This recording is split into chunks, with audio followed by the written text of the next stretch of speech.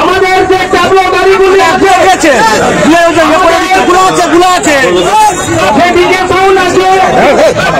পেছনে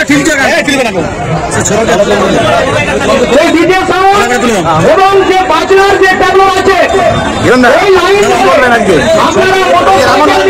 কি বলবেন মাঠের প্রথম প্রান্ত পর্যন্ত লাইন দিয়ে নিন। আপনারা বাইকগুলো সারিবদ্ধভাবে নিয়ে গিয়ে চলে যান। যে যার বাইকের আমি জানি না এটা কি হবে, আমি এইটাই ভাবতে চাই সমাজ থেকে ভাবলো যে আমি তো পার্টিতে চলে এসেছি, আমি তো ইচ্ছা পার্টিতে যেতে পারি, তো আমি জনপ্রতিনিধির নিয়ে চলা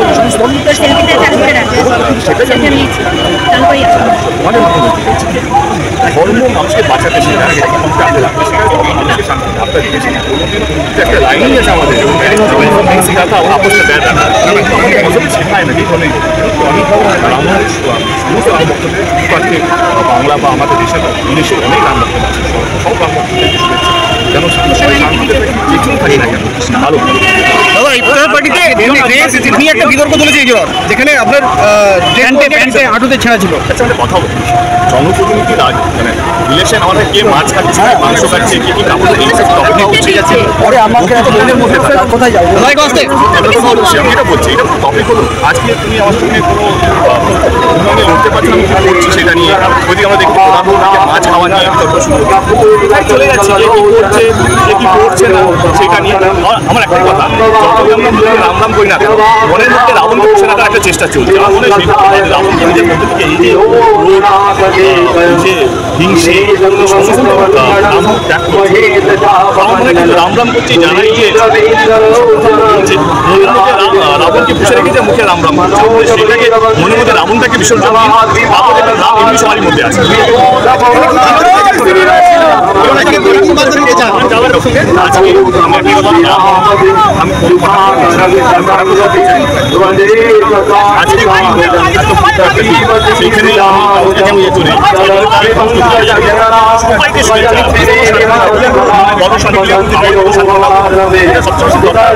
সাধারণ মানুষ যাকে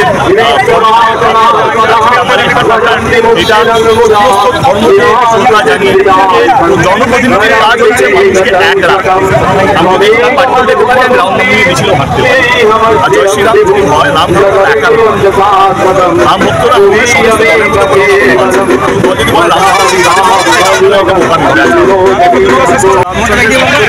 আজকে রামনবমী পালন হচ্ছে।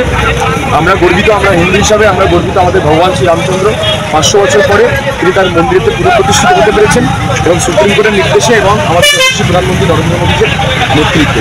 এটা আমাদের বিরাট গর্বের বিষয় যে ইসলাম সম্রাট আমাদের ভগবান রামচন্দ্রকে মন্দির থেকে অন্য জায়গায় নিয়ে চলে গিয়েছিলেন।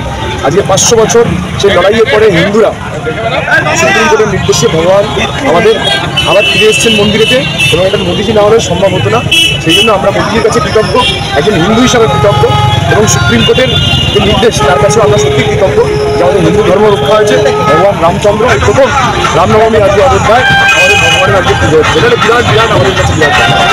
বলছি এতদিন দেখা যেত শুধু মানে আমরা ঘাটাল রামনবমী কমিটির পক্ষ থেকে আন্তরিকভাবে এই আহ্বান জানাই।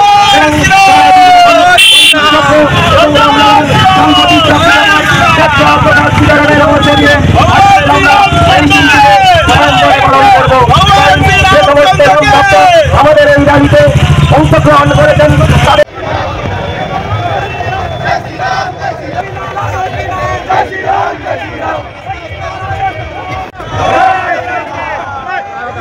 চলে যান